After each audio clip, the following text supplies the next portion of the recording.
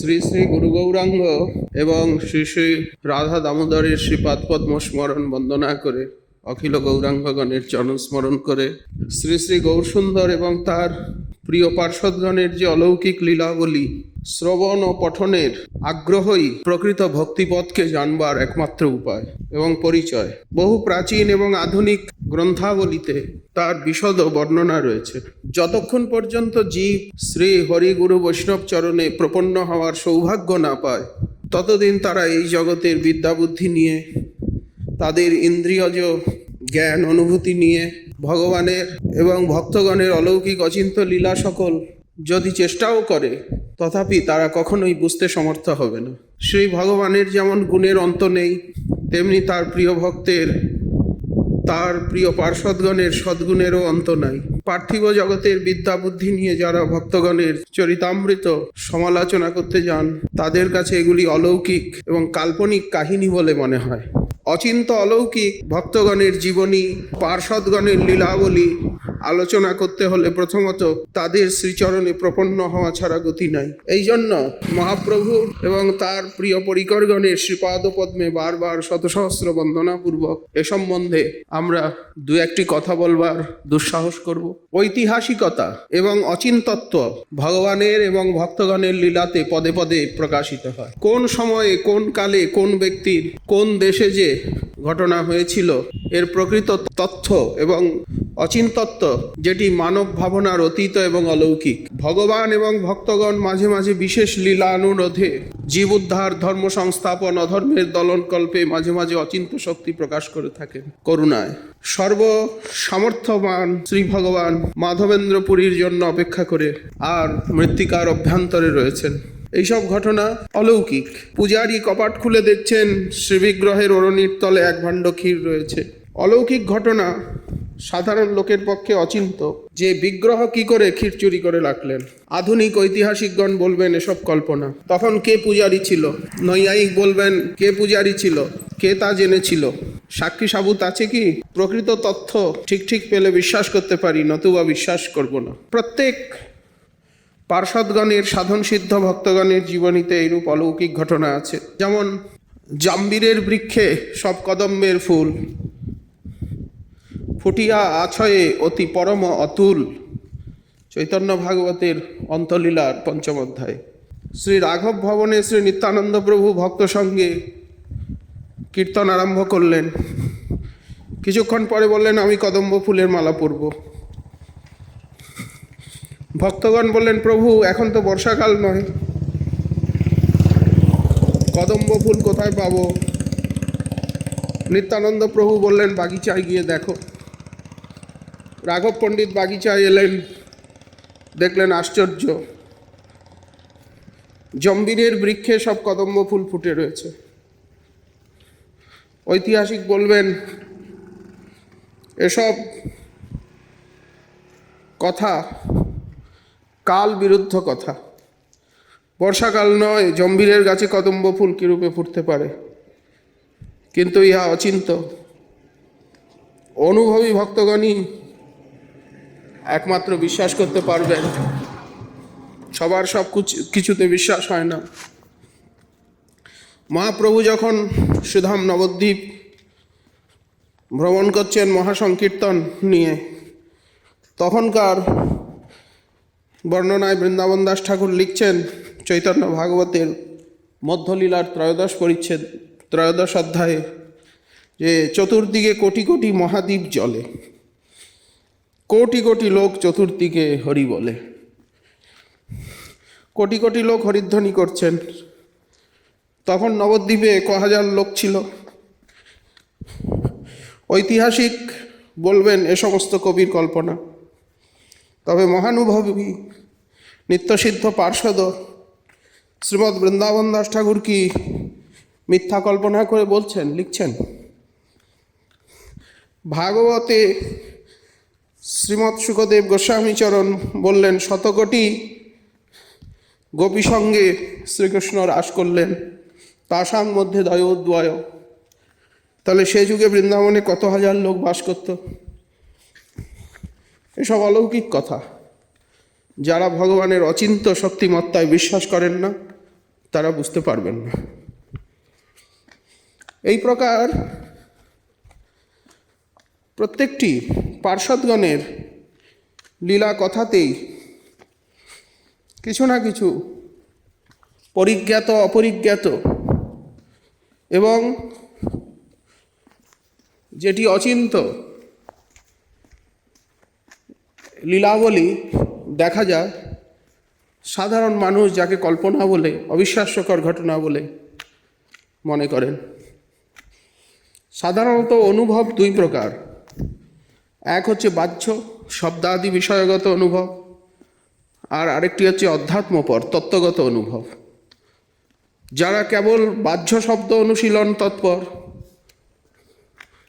তারা বাহ্য জ্ঞানী, যারা অধ্যাত্ম তত্ত্ব অনুশীলন পর তারা স্থিতপ্রজ্ঞ স্থিতধী। এই অলৌকিক তত্ত্বের অনুভব একমাত্র স্থিতপ্রজ্ঞ স্থিতধী শরণাগতেরই হয়ে থাকে। যাই হোক, তাদের যারা বাহ্য জ্ঞানী, বাহ্য বিষয়ে অনুভবী, তাদের লেখা যতই ভালো হোক, ভালো ভাষাই হোক না কেন, তারা কখনোই কারো হিত সাধন করতে পারে না, বরং জনগণকে বিপথগামী করে। বহির্মুখরা,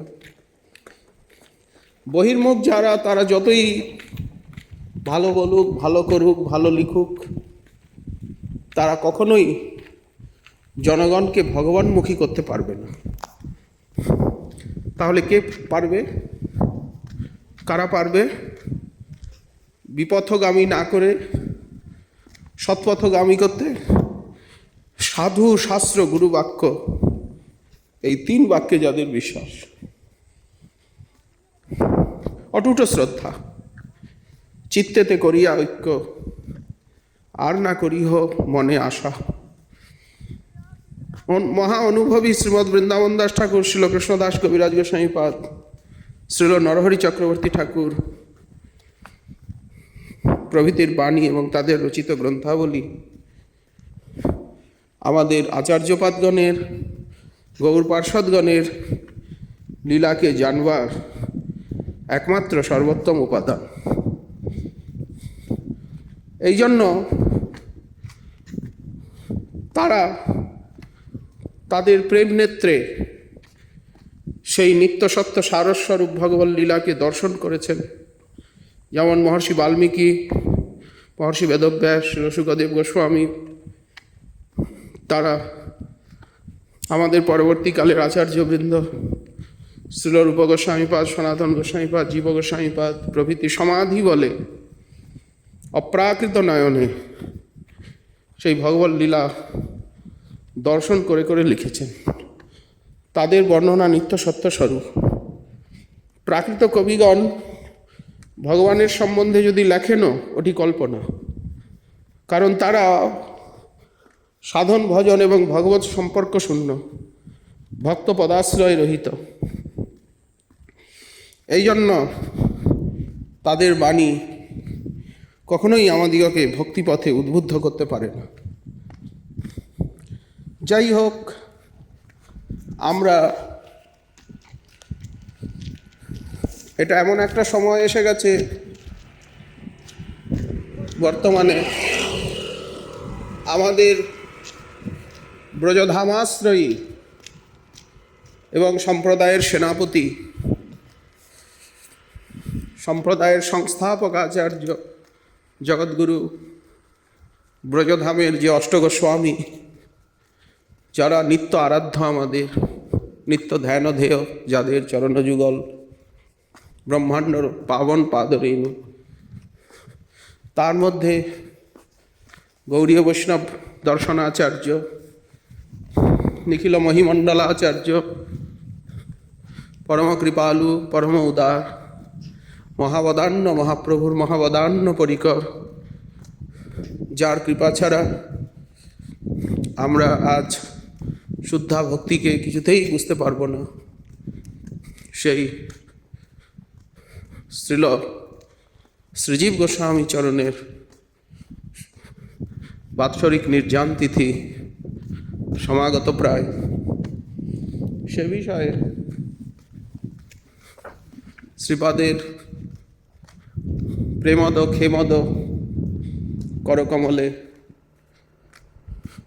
শ্রী গৌর সুন্দরের বাণী, গৌর সুন্দরের প্রসাদী আমাদের মহাজন বাণীরূপী পুষ্পাঞ্জলি, তাদেরই লেখনী, তাদেরই আস্বাদনী ফুলদলের মতো আমরা অর্পণ করতে অভিলাষী। কারণ গোস্বামীপাদগণের মহিমা জগতের জীব সকলে জানুক, যে তারা কে এবং কি দিতে এসেছেন, কেন, কিভাবে, কোথায়, আমাদের জন্য কি কি সম্পত্তি রেখে গেছেন, কিভাবে আমরা সেই কৃপাদত্ত পিতৃসন্নি সম্পত্তির মতো সে অপ্রাকৃত দিব্য চিন্ময় প্রেমরস, সিদ্ধান্তরস, লীলারস, যা দেবদুর্লভ, ব্রহ্মাদির অগম্য, অপ্রাপ্য, আমরা সহজ উপায় পেতে পারি। আমরা সকলেই জানি যে শ্রীল সনাতন গোস্বামীপাদ, শ্রীল রূপ গোস্বামীপাদ এবং শ্রী অনুপম, এই তিন ভাইয়ের মহৈশ্বর্যময় সংসারের একমাত্র আনুগত্য পরায়ণ উত্তরাধিকারী অনুপম পুত্র শ্রীল শ্রীজীব গোস্বামীপাদ। শ্রীমন মহাপ্রভুর প্রিয়তম যে অষ্টগোস্বামী, তার ভিতরে অন্যতম শ্রীল সনাতন গোস্বামী এবং রূপ গোস্বামী। সকলেই তাদের নাম শুনেছেন যারা এই সম্প্রদায়ে আশ্রিত। সকলে বলতে বাংলা বা ভারতবর্ষের সবাই যে শুনেছেন একথা বলা যায় না। খুব ভাগ্যবান যারা, তারাই শুনেছেন, তারাই তাদের গ্রন্থাবলী অধ্যয়ন করেছেন। শ্রী রূপ গোস্বামীপাদ এবং সনাতন গোস্বামীপাদের দ্বারা এই পৃথিবী তলে নিজের শিক্ষা, স্বাভীষ্ট সিদ্ধান্ত এবং উপাসনা শ্রীমান মহাপ্রভু প্রচার করেছেন। শ্রী রূপ গোস্বামী সনাতন গোস্বামীপাদকে সেনাপতি বলেছেন। শ্রী রূপ গোস্বামীপাদের বংশ পরিচয়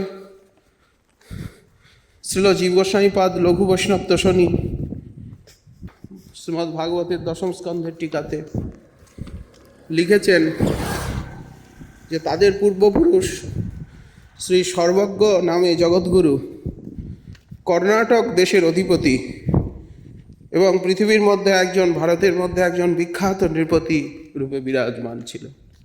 রাজবংশ, বিপ্রবংশ, কিন্তু এবং প্রেমের বংশ। তার উৎকৃষ্ট শব্দ বিন্যাসময়ী অমৃত নিঃস্পন্দিনী এবং বেদত্রয় রূপ কল্পলতার মধুকুরি তুল্য যে জিহ্বা নিরন্তর নৃত্য করত বেদশাস্ত্র বর্ণনায়, সেই মহারাজ সর্বজ্ঞের। আমরা জানি দক্ষিণ ভারতে ভারতীয় সংস্কৃতির এবং সংস্কৃত শাস্ত্রে, সংস্কৃত বাগ্ময়ের চর্চা চিরকালই অতিশয় দর্হিষ্ঠ এবং বলিষ্ঠ। এই কর্ণাট রাজাধিরাজ তার পাদপদ্মযুগল রাজমণ্ডলী কর্তৃক পূজিত হতো এবং তিনি ভরদ্বাজ গোত্রের শ্রেষ্ঠ ব্যক্তি ছিলেন। এই কর্ণাট ভূপতি, কর্ণাট ভূপেন্দ্র বা কর্ণাটক মহিমহেন্দ্র জগৎগুরু শ্রী সর্বজ্ঞের অভ্যুদয় কাল হচ্ছে দ্বাদশ শতাব্দীতে। শ্রী সর্বজ্ঞের আত্মসমপুত্র ছিলেন শ্রী অনিরুদ্ধ দেব। অনিরুদ্ধ দেবের দুই পুত্র শ্রী রূপেশ্বর এবং হরিহর। রূপেশ্বর ছিলেন শাস্ত্রে বিচক্ষণ, হরিহর ছিলেন অস্ত্রে বিচক্ষণ। পিতার অন্তর্ধানের পর রূপেশ্বরের ছোট ভাই হরিহর তিনি রাজ্য থেকে বিতাড়িত হন। জ্ঞাতি কলহে। তৎকালে তিনি 8টি অশ্বসহ পৌলস্ত্য দেশে গমন করেন। পৌলস্ত্য দেশ, পৌলস্ত্য দেশের রাজা শিখরেশ্বরের সঙ্গে তার মৈত্রীভাব হয়। রূপেশ্বরের সুন্দর এক পুত্র জন্মগ্রহণ করে। ওই পুত্রের নাম শ্রী পদ্মনাভ। পদ্মনাভ গঙ্গা তটে এসে বাস করবার অভিপ্রায়ে নৈহাটি নামক গ্রামে এলেন, নবহট্ট। সেইখানে সাধ্বী পত্নী সহ সুখে বাস করতে লাগলেন। তিনি জগন্নাথ দেবের শ্রীমূর্তির অর্চাবতারের পূজা করতেন। পদ্মনাভ দেবের 18টি কন্যা এবং 5টি পুত্র হয়। পুরুষোত্তম, জগন্নাথ, নারায়ণ, মুরারি, মুকুন্দ, এই 5টি পুত্রের নাম। শ্রী মুকুন্দ দেবের পুত্র হচ্ছেন শ্রী কুমার দেব। ইনি পরম সদাচারী, বিপ্রকুলের রত্নস্বরূপ ছিলেন। তিনি নিরন্তর যাগযজ্ঞাদি পরায়ণ ছিলেন। পরবর্তীকালে স্বজনগণের দ্বারা প্রেরিত হয়ে তিনি গঙ্গার তটস্থিত নবহট্ট বা নৈহাটি ত্যাগ করে তিনি বর্তমান বাংলাদেশ বরিশাল জেলা বাকলা চন্দ্রদ্বীপ, সেই অন্তরীপে বাকলা চন্দ্রদ্বীপে বরিশাল জেলায় এসে উনি বসবাস করতে লাগলেন। সেখানের সজ্জনগণ কর্তৃক তিনি পরমাদৃত হলেন। কুমারদেব যশোহরের ফতেয়াবাদ প্রেমবাগে তিনি সেখানেও বসতবাটি স্থাপন করেছিলেন, সেখানেও জমিদারি ছিল। যেমন বাকলা চন্দ্রদ্বীপে বরিশালে তার জমিদারি ছিল, তেমনি যশোহরের ফতেয়াবাদে প্রেমবাগেও তার জমিদারি ছিল। এই শ্রী মহামহিম কুমারদেবের অনেকগুলি সন্তান ছিলেন। তার মধ্যে 3টি পুত্র ছিলেন পরম বৈষ্ণব। এই জন্য এই 3-এর নামই আমাদের গৌড়ীয় বৈষ্ণব গ্রন্থে রয়েছে, বাকিদের নাম উল্লেখ করা হয়নি। কেন হয়নি? তারা অতখানি ভক্তিপথের প্রতীক ছিলেন না বলে। কুমার দেবের হইল অনেক সন্তান।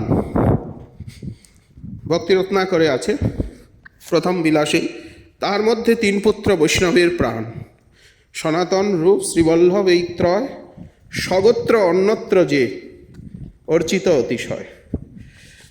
শ্রীরূপ গোস্বামীপাদের বড় ভাই হলেন শ্রী সনাতন গোস্বামী এবং ছোট ভাই হলেন শ্রীবল্লভ বা অনুপম।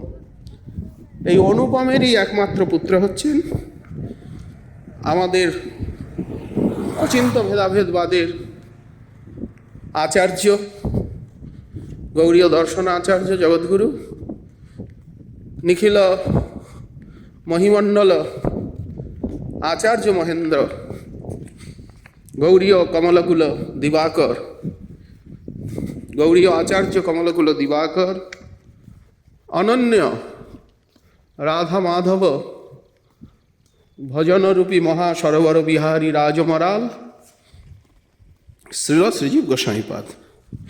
শ্রীল কবিকর্ণপুর মহাপ্রভুর পাদাঙ্গুষ্ঠ অবলেহি তিনি তার গৌর গণদেশ দীপিকাতে ব্রজলীলায় তিনি জীব গোস্বামীপাদের স্বরূপ বর্ণন করেছেন। এছাড়া পদ্ধতি ত্রয়ও রয়েছে এবং পরবর্তীকালের ঐতিহাসিক সমস্ত গ্রন্থেই শ্রী জীব গোস্বামীপাদের মহিমা বর্ণিত রয়েছে। মহাঐশ্বর্যময় সংসারের একমাত্র পুত্র শ্রীজীব। শিশুটির পালনের পরিপাটির অন্ত ছিল না। গৌরবর্ণ অঙ্গকান্তিতে একেবারে গৃহ আলোকিত হতো। দীঘল নয়নে কি সুন্দর চাহনি, প্রতিটি অঙ্গে লাবণ্যের ছটা, কান্তিকন্দলী চাকচিক্য। রামকেলিতে শ্রী গৌরসুন্দর শুভ আগমন করলে শিশুটি নিজ অভীষ্ট দেবের দর্শন সৌভাগ্য লাভ করেন। শিশুকালে শ্রীজীব গোস্বামীপাদ রামকেলিতে মহাপ্রভুর দর্শন পান দূরত। তখন মহাপ্রভু তাকে শ্রীচরণ রস দিয়ে ভবিষ্যতে তার সম্প্রদায়ের আচার্য সম্রাট পদে অভিষিক্ত করেন। যদ্যপি শ্রীজীব তখন অতি শিশু, মহাপ্রভুর ভুবনমোহন রূপটি তার হৃদয়ে দৃঢ়ভাবে বসে যায়। শিশুর ভোজনে, শয়নে, স্বপনে, জাগরণে সর্বদা সেই দিব্য রূপের চিন্তা হতো। এটা তো মহাপ্রভুর প্রভাব এবং স্বভাব। একবার যার নয়নে লাগে সদা তার হৃদয়ে জাগে। কৃষ্ণতনু যেন আম্র আঠা। আর ইনি তো নিত্যসিদ্ধ পার্ষদ, নিত্যসিদ্ধ প্রেম। অতঃপর শ্রীজীবের পিতা অনুপম, শ্রীরূপ, শ্রী সনাতন তিনজন একই সময়, একই কালে, একই সঙ্গে প্রায় সেই মহৈশ্বর্যপূর্ণ আনন্দ কোলাহল মুখরিত কিছুদিন আগে পরে সংসার থেকে চিরদিনের জন্য বিদায় নিলেন। একমাত্র শিশু জীব ফতেয়াবাদে, যশোহর জেলায় বিশাল রাজপ্রাসাদে শোকাশ্রু সিক্তা জননীর ক্রোড়ে বৃদ্ধি প্রাপ্ত হতে লাগলেন শশীকলার মতো। জননী এবং শিশুর ক্রন্দনে বন্ধুবান্ধবের হৃদয়ে বিষাদের ছায়া পড়েছিল।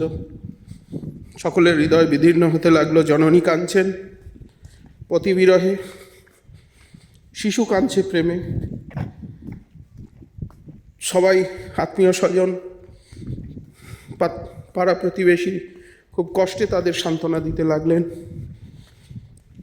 ধীরে ধীরে যতই বয়স বাড়ছে, শ্রীজীবের হৃদয়ে জেগে উঠল পিতৃব্যদয়ের কথা, পিতৃদেবের অসাধারণ ভক্তির কথা। কারণ উনি এই তিনের প্রেমের একমাত্র উত্তরাধিকারী। আর তার সঙ্গে সঙ্গে জাগে প্রেমময় গৌরহরির কথা। তখন আর ধৈর্য ধারণ করতে না পেরে অজ্ঞান হয়ে ভূমিতে পড়ে যান। যখনই পিতৃব্যগণের পিতার এবং প্রেমময় গৌরহরির কথা মনে আসে, তখনই ক্রন্দন করতে করতে অচৈতন্য হয়ে ভূতলে লুণ্ঠিত হন। কৃষ্ণ সম্বন্ধ বিনা অন্য ক্রীড়াদি করেন না।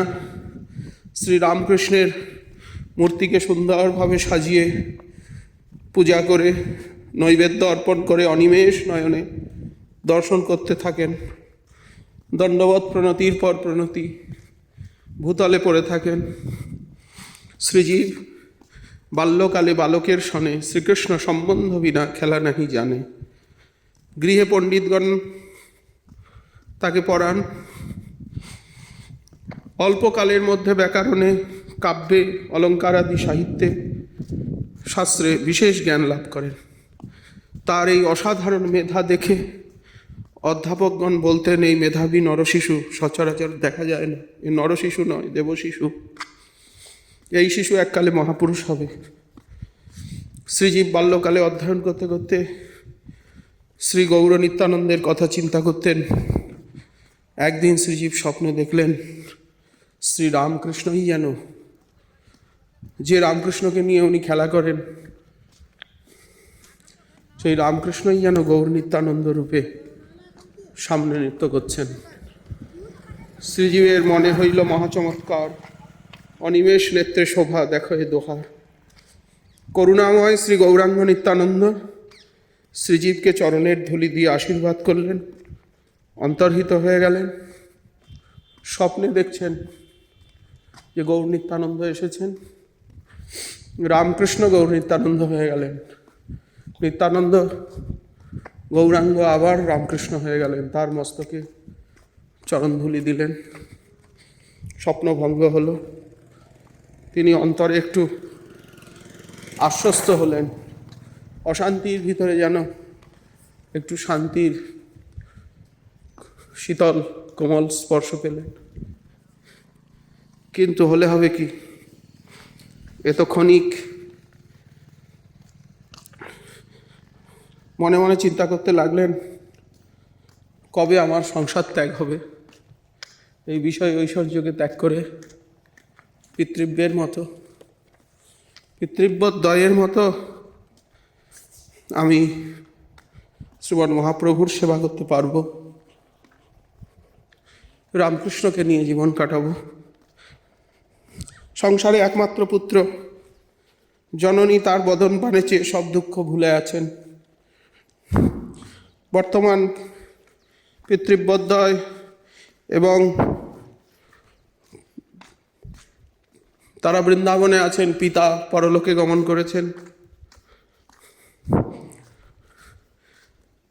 এর পূর্বে শ্রীজীব শুনলেন যে আমার পিতা কুমারদেব তিনি গঙ্গা তটে দেহ রক্ষা করেছেন।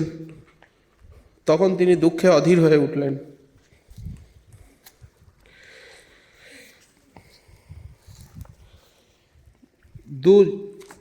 দু নয়নে জল নিয়ত সিক্ত হতে লাগলো। স্বজনগণ কত সান্ত্বনা দিতে লাগলেন, কিন্তু কিছুতেই তার মন শান্ত হলো না। সংসার একেবারে দুঃখময় হয়ে উঠল।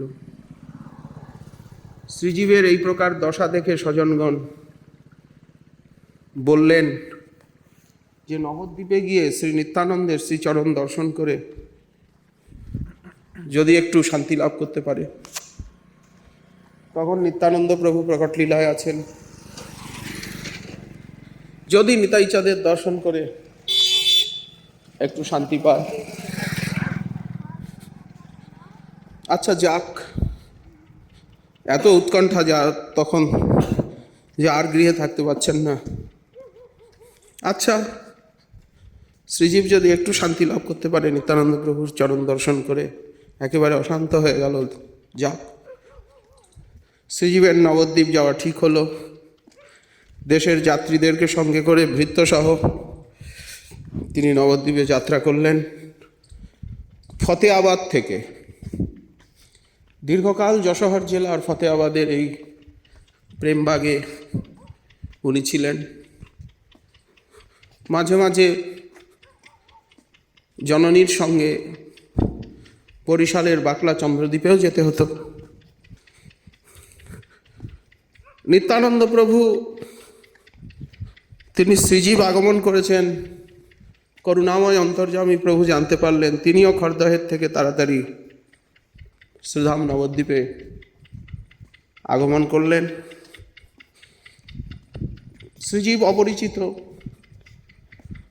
নবদ্বীপের শোভা দেখতে দেখতে নদিয়া নগরে প্রবেশ করলেন এবং নগরের অপূর্ব শ্রী বিন্যাস দেখে মুগ্ধ হলেন।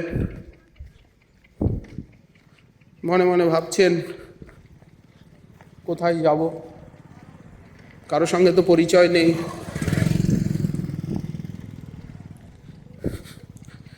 তখন তিনি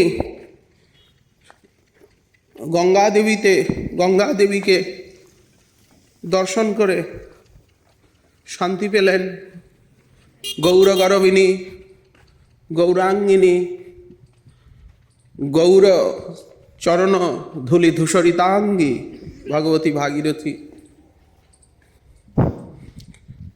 জিজ্ঞাসা করছেন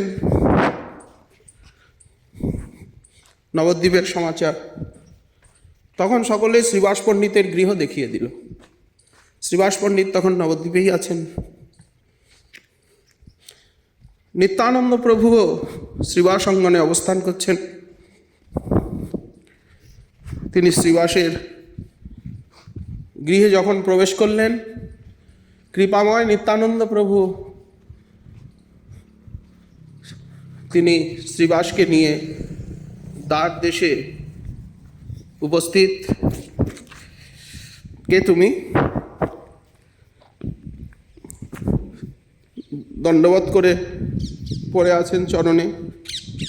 ভূমির থেকে উঠিয়ে আলিঙ্গন করে বললেন, তুমি কি রূপ সনাতনের ভ্রাতুষ্পুত্র? তুমি এখানে কবে এসেছ? উনি আবার দণ্ডবত করলেন। আবার নিত্যানন্দ প্রভু ভূমির থেকে উঠিয়ে তাকে গাঢ় আলিঙ্গন করলেন। দুনয়নে জল, দেহ পুলকিত। ক্রমে ক্রমে সমস্ত বৈষ্ণবগণের চরণ বন্দনা আদি করলেন, সকলের সঙ্গে পরিচিত হলেন। বৈষ্ণবগণ পরম সুখী হলেন শ্রীজীবকে দেখে। নিত্যানন্দ প্রভুর ভুক্তাবশেষ প্রসাদ পেয়ে পরদিবস নিত্যানন্দ প্রভুর সাথে শচীমায়ের গৃহে এলেন। প্রভুর শচী সদনের জগন্নাথ মিশ্র ভবনের কি অপূর্ব শোভা! গঙ্গার পাড়ে, নদিয়ার উত্তরে বৈদিক পাড়ায় শ্রীজীব দেখলেন গৃহ বারান্দাদি সব অতিশয় সুন্দর। সেখানে দেখছেন অতি বৃদ্ধা শচী মাতা বসে আছেন, শুভ্র বস্ত্রে অঙ্গ ঢাকা, গাত্রে রেশমের চাদর, বস্ত্রের সঙ্গে কেশের শুভ্রতা যেন মিশে যাচ্ছে। শচীমাতার দেহটি বার্ধক্যবশত কম্পমান, অঙ্গ অতি ক্ষীণ জীর্ণ, বিরহ বিষাদে সতত মগ্ন, সর্বদা হানিমায় হানিমায়। তথাপি শ্রীঅঙ্গের দিব্য তেজে গৃহটি যেন আলোকিত হচ্ছে। জননী গৌরসুন্দরের চিন্তায় আত্মবিস্মৃত হয়ে মুদ্রিত নেত্রে বসে আছেন। ভগবৎ জননী নিত্যানন্দ প্রভুর আগমন বুঝতে পেরে অমনি শিরে অবগুণ্ঠন টেনে ভৃত্য ঈশানকে বললেন, ঈশান, শ্রীপাদ অবধূত এসেছেন, তার চরণ ধৌত করে দাও। ঈশান শ্রী নিত্যানন্দ প্রভুর চরণ ধৌত করে দিলেন। ভগবৎ জননীকে নমস্কার করে নিত্যানন্দ প্রভু বসলেন নিকটে। শচীমাতাকে শ্রীজীবের পরিচয় দিলেন। শচীমাতা জীবের মাথায়, শ্রীজীবের মাথায় হাত দিয়ে অনেক আশীর্বাদ স্নেহ করে মস্তক আঘ্রাণ করে আর তিনি লালন করলেন, অতিশয় স্নেহ প্রকাশ করলেন। কৃপা করি শচী দেবী কইলা আশীর্বাদ। শচীমায়ের আশীর্বাদ পেয়ে শ্রীজীবের অন্তর যেন আনন্দ সাগরে ভাসতে লাগলো এবং গৌরলীলা নবদ্বীপ ধামের মহিমা যেন তার অন্তরে স্ফূর্তি পেতে লাগলো। মহাপ্রভুর নিত্য নবদ্বীপ লীলা, নিত্য নদিয়া লীলা যেন তার ভাবনেত্রে ভাসমান হলো। শচীমা আমন্ত্রণ করলেন, তারা দ্বীপ্রহরে শচীগৃহে ভোজন করলেন।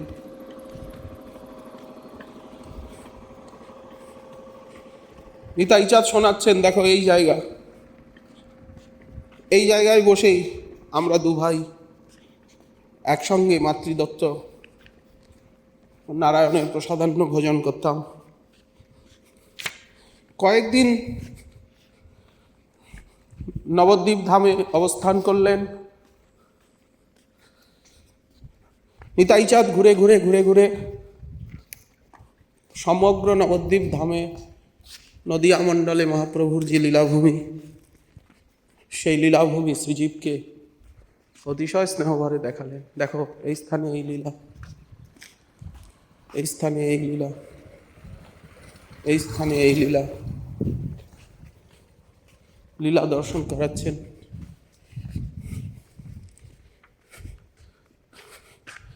নবদ্বীপ ধামে প্রভুর যে বিবিধ লীলাস্থলী দর্শন করে অন্তরে লীলানুভূতি জাগল।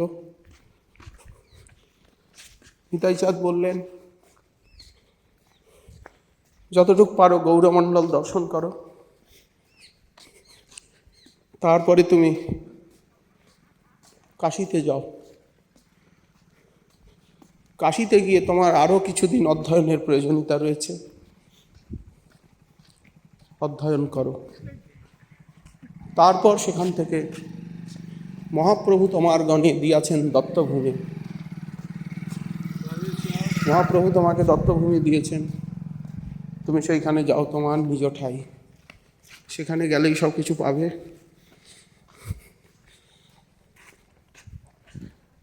তো প্রভুর নির্দেশ মতো কাশী হয়ে শ্রী বৃন্দাবন ধামাভিমুখী যাত্রা করলেন। মণিকর্ণিকা, বিশ্বেশ্বর, জগদম্বা মা অন্নপূর্ণা এবং মহাপ্রভুর লীলাস্থলী, দশাশ্বমেধ ঘাট, পঞ্চগঙ্গা ঘাট, বিন্দু মাধব শ্রীমন্দির ইত্যাদি দর্শন করে বেশ কিছুদিন কিছুকাল উনি কাশীতে থেকে গেলেন, বারাণসীতে। শ্রী মধুসূদন বাচস্পতির নিকট উনি বেদান্ত শাস্ত্র অধ্যয়ন করলেন।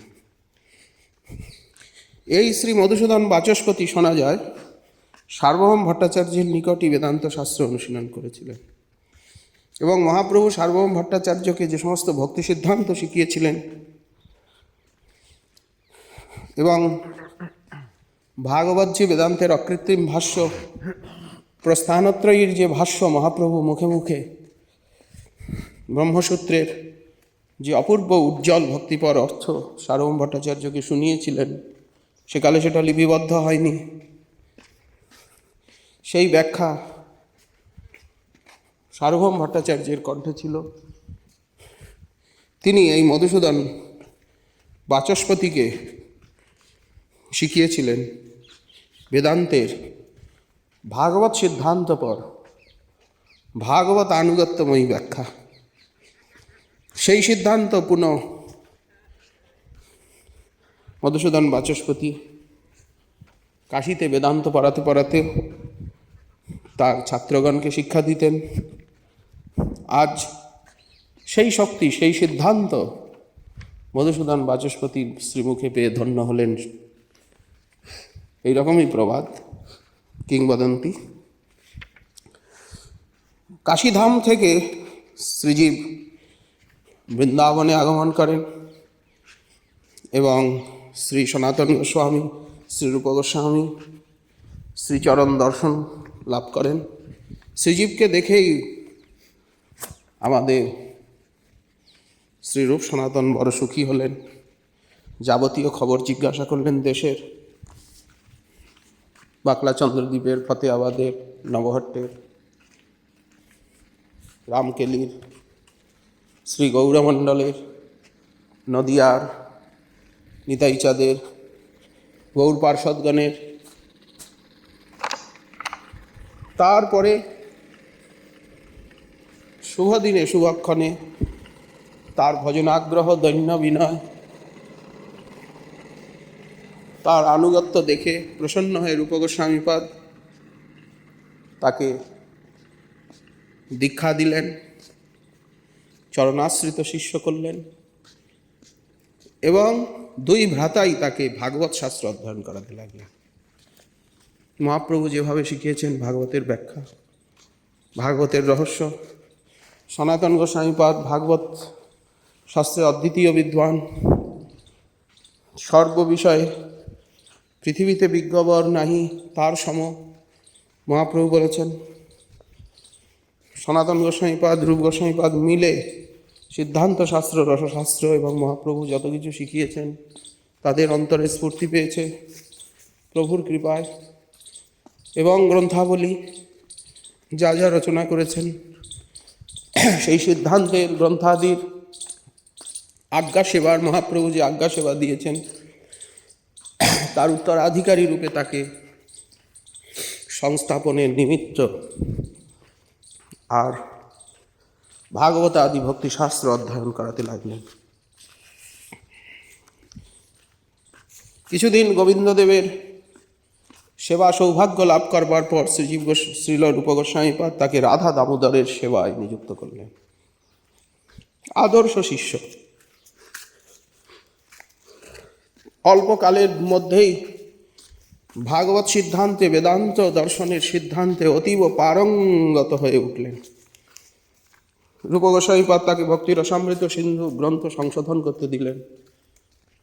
দেখো, শ্রীজীব গ্রন্থ সংশোধন করতে করতে দুর্গম সংগমনী নামক একটি টিকাও রচনা করে ফেললেন। সনাতন গোস্বামীপাদ 1476 শতাব্দে শ্রীমদ্ ভাগবতের দশম স্কন্ধের টিপ্পনী বৃহৎ বৈষ্ণব দর্শনী লেখেন। এই গ্রন্থেরও সংশোধন করেন শ্রীজীব এই টিকার। সনাতন গোস্বামীপাদের আজ্ঞায় 1500 শতাব্দে শ্রীজীব গোস্বামী এই বৈষ্ণব তোষণীর আবার অনুভাষ্য রূপে তিনি লঘু বৈষ্ণব তোষণী টিকা গ্রন্থ প্রণয়ন করেন। সংক্ষিপ্ত সার, লঘু নয় কিন্তু নাম দিয়েছেন লঘু বৈষ্ণব তোষণী। এছাড়াও শ্রীজীব গোস্বামী বহু গ্রন্থ এবং বহু গ্রন্থের টিকাদি লিখেছেন।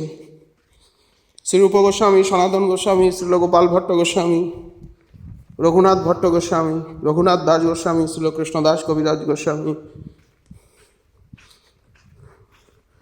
গোবিন্দদেবের সেবক সেকালের যারা হরিদাস পণ্ডিত আদি, কাশীশ্বর পণ্ডিত, মধু পণ্ডিত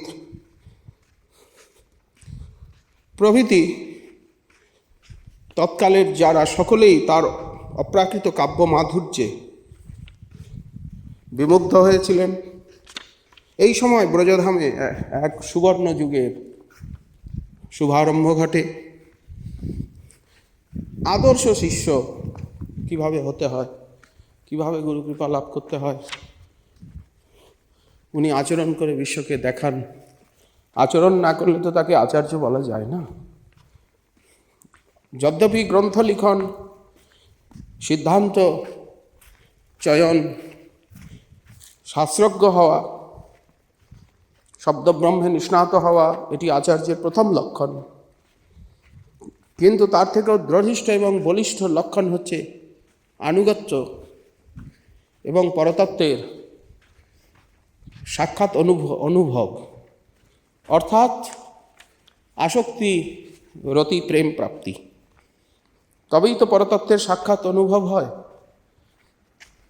নতুবা তো সাক্ষাৎ অনুভব প্রেম বিনা সাক্ষাৎকার অসাক্ষাৎকার তুল্য হয়ে থাকে।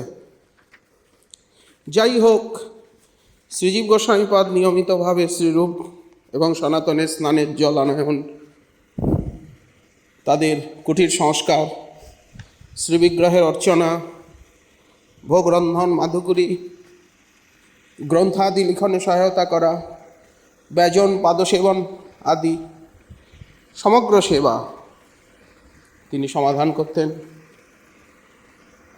এই সময় আচার্য প্রবর শ্রী বল্লভ ভট্ট মহোদয় তিনি গৌরসুন্দরের লীলার সঙ্গী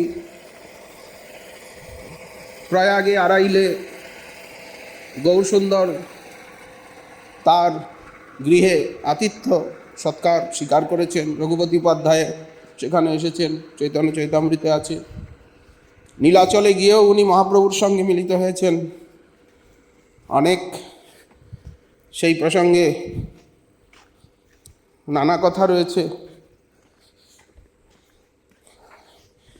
ইদানিং তিনি প্রায়ই বৃন্দাবনে আসেন, গোকুলেও নিবাস স্থাপন করেছেন, মথুরায়ও নিবাস স্থাপন করেছেন, প্রায়ই উনি বৃন্দাবনে আসেন। মহাপ্রভুর লীলার সঙ্গী জ্ঞানে শ্রীরূপ সনাতন তাকে গুরুতুল্য সম্মান করেন, তিনিও রূপ সনাতনকে পরম স্নেহ করেন। বারংবার তাদের দর্শনে আসেন কেশিঘাটে, বৃন্দাবনে এলেই। আর কেশিঘাটের সমীপেই ভ্রমরঘাট সমীপেই গোবিন্দঘাটে শ্রীরূপ গোস্বামীপাদ থাকেন। সেখানেই যমুনার তীরে তার ভজন কুটির। তো উনি এসেছেন একদিন যমুনা স্নানে কেশিঘাটে, রূপ গোস্বামীপাদকে দেখতে এসেছেন। গোস্বামীপাদ দণ্ডবোধ করে তাকে আসনে বসালেন। কি গ্রন্থ লিখছ? তখন উনি ভক্তিরসামৃত সিন্ধুর মঙ্গলাচরণ শ্লোকটি লেখা যে তালপাতা সেটি তার হাতে দিলেন। তিনি পড়ে বললেন, সুন্দর হয়েছে। এক একটি করে ওনাকে শ্লোক লেখা তালপাতা তুলে দিতে লাগলেন। উনি বললেন, খুবই সুন্দর। তারপরে একটি শ্লোক দেখে উনি বললেন, এই শ্লোকটিতে মনে হচ্ছে একটু ভুল রয়েছে, আমি সংশোধন করে দেব। তোমার সঙ্গে আলোচনা করব এসে, এখন সময় কম। এই বলে অন্য ভগবত তত্ত্বের আলোচনা করে উনি বিদায় নিলেন। তখন শ্রীজীব পেছনে দাঁড়িয়ে পাখা করছিলেন। তখন গ্রীষ্মকাল, সব শুনলেন যে গুরুদেবের শ্লোক উনি সংশোধন করবেন, ভুল আছে কি আলোচনার দ্বারা জায়গাটাকে পরিষ্কার করবেন। শ্রীজীব তা বুঝতে পারলেন না। তখন তিনি কিছু না বলে উনিও কেশিঘাটের দিকে যমুনায় স্নান করতে গেলেন, আর শ্রীজীব আজ্ঞা নিয়ে যমুনায় উনিও জল আনার ছলে সেখানে এসে উপস্থিত। বল্লভাচার্য স্নান করে, তিনি বৈদিক ব্রাহ্মণ, বেদনিষ্ঠ, আচারনিষ্ঠ, উনি স্নান তর্পণ সন্ধ্যা বন্দনা আদি করে নিবৃত্ত হলে শ্রীজীব দণ্ডবোধ করে বিনয়ের সঙ্গে জিজ্ঞাসা করল যে আপনি যে শ্লোকে ভুল দেখেছেন সেটি দয়া করে আমাকে একটু বুঝিয়ে দিন, আমি বুঝতে অভিলাষী। তখন বল্লভ ভট্ট বললেন, তুমি বালক, তুমি কি এত বুঝতে পারবে? বারবার অনুনয় করলে উনি বললেন, দেখো, এই যে উনি ভক্তি মুক্তি স্পৃহাটাকে পিশাচি বলেছেন, তো অনেকেই তো আমাদের তো উচিত নয় কারো লক্ষ্যে আঘাত করা, কারো সাধ্যে। কেউ হয়তো সাধন করছে, তপস্যা করছে, তো এখন তার যেটা প্রাপ্য, সে যেটা চায় তাকে ছোট করা, আমাদেরটাকে বড় করা, এরকম লক্ষ্য তো এইভাবে কথা আমাদের বলা উচিত নয়। ভক্তি মুক্তিও জগতে বহু লোক চায়, বেশিরভাগ লোকই তো ভক্তি মুক্তি চায়, ভোগ এবং মোক্ষ। তো তাকে পিশাচির সঙ্গে তুলনা করাটা আমার ঠিক বলে মনে হয়নি। অন্য একটা ভাষা দিলে সেখানে ভালো হয়। এই জন্য সেটা আমি চিন্তা বিবেচনা করে দেখব কোন ভাষাটা ভালো লাগে। তুমি বালক, এত বুঝবে না। তখন শ্রীজীব বললেন যে না, উনি তো ভক্তি মুক্তিকে পিশাচি বলেননি। কেন বলেননি? আমি তো এখনই দেখে এলাম নিজের চোখে, তালপাতায় লেখা শ্লোক। বললেন না, ভক্তি মুক্তি স্পৃহাটাকে পিশাচি বলেছেন, বাসনাটাকে। ওই বাসনাটা অন্তরে থাকলে সাধনার ফল, সাধনার রস, সাধনার শক্তিকে ওই বাসনাটা চুষে নেয়। ফলে ভক্তি মুক্তিই সামনে আসে। ভক্তি আসে না, ভক্তিকে বোঝা যায় না, ভক্তির মহত্ব। ভজন করিলেও প্রেম উৎপন্ন না হয়, এর মূল রহস্য। এই জন্য ওকে পিশাচির সঙ্গে তুলনা করা হয়েছে। এটা তুলনা মাত্র, কবির তুলনা। এমনভাবে উনি বোঝালেন যে বল্লভ ভট্টপাদ তিনি বুঝতে পারলেন কথা তো ঠিক, আমারই তো বুঝতে ভুল হয়েছে। তখন উনি স্নান করে আর উনি ওনার নিত্যকর্ম করে এলেন আবার রূপ গোস্বামীর কাছে। বললেন, মহাশয়, কিছু মনে করবেন না, আমারই ত্রুটি হয়েছে, আপনার শ্লোক সম্পূর্ণ ঠিক আছে। যেমনভাবে শ্রীজীব বলেছিল উনি সেইভাবেই বললেন। বলে, এই খুব সুন্দর। এর মধ্যে শ্রীজীব ব্রজরাজের কলসিতে যমুনার জল নিয়ে এসে উপস্থিত হয়েছে। উনি গ্রন্থ লিখনে ব্যস্ত ছিলেন, অত লক্ষ্য করতে পারেননি। তখন শ্রীজীব দণ্ডবোধ করাতেই ওখানে দাঁড়িয়ে আছেন। দেখলেন গুরুদেব ঘরমাত্র, গ্রীষ্মকাল, উনি পাখা করছেন। তখন বল্লভ ভট্ট মহোদয় বললেন, এই যে এই যে আপনার সেবক, এই যে নূতন বৈষ্ণব, ইনি আমার ভ্রমটা ভেঙে দিয়েছেন। এ খুব বুদ্ধিমান, খুব বিচক্ষণ, শাস্ত্রজ্ঞ, খুব অনুরাগী। কে ইনি? এর পরিচয় কি? নবাগত বলেই মনে হচ্ছে, নবীন যুবক, আর সুন্দর রাজপুত্রের মতো শরীর। তখন জীব গোস্বামীপাদ জিজ্ঞাসা করলেন যে বললেন, না কিছু নয়, এও যমুনার ঘাটে ছিল, আমিও যমুনার ঘাটে স্নান করছিলাম, এও স্নান করতে জল আনতে গিয়েছিল, সেই সময় দুটো একটা কথা হয়। তখন খুঁটিয়ে সব রূপগোস্বামীপাদ জিজ্ঞাসা করলেন কি কথা হয়। তাকে সম্মান করে বিদায় করলেন। উনি চলে গেলেন। না আর আপনাকে না আর শ্লোক সংশোধন করতে হবে না, যা লিখেছেন এটাই ঠিক, এটাই সুসিদ্ধান্ত ভাগবতের। উনি চলে গেলে পরে উনি তো পরিচয় দিলেন যে আমার ভ্রাতুষ্পুত্র এবং শিষ্য গৃহত্যাগ করে অল্প বয়সে এসেছে, যদি কথাবার্তায় কোনো ঔদ্ধত্য প্রকাশ করে থাকে আপনি নিজ গুণে ক্ষমা করবেন, আপনি তো মহাপ্রভুর লীলাসঙ্গী, আমাদেরকে দয়া করুন, কৃপা করুন, যেন আমরা মহাপ্রভুর আজ্ঞা পালন করতে পারি, তার চরণে রতিমতি থাকে। উনি চলে গেলেন পরে রূপগোস্বামীপাদ শ্রীজীবকে আহ্বান করলেন, শ্রীজীব এদিকে আসুন, কিছু শাসন বাক্য বললেন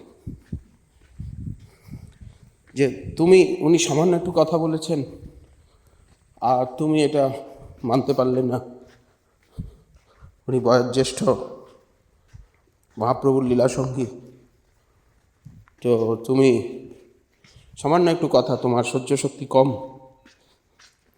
তোমার ভিতরে এখনো তার্কিকতা আছে, রাজসভা তব সুযোগ্য ঠাই নহে এই ব্রজধাম।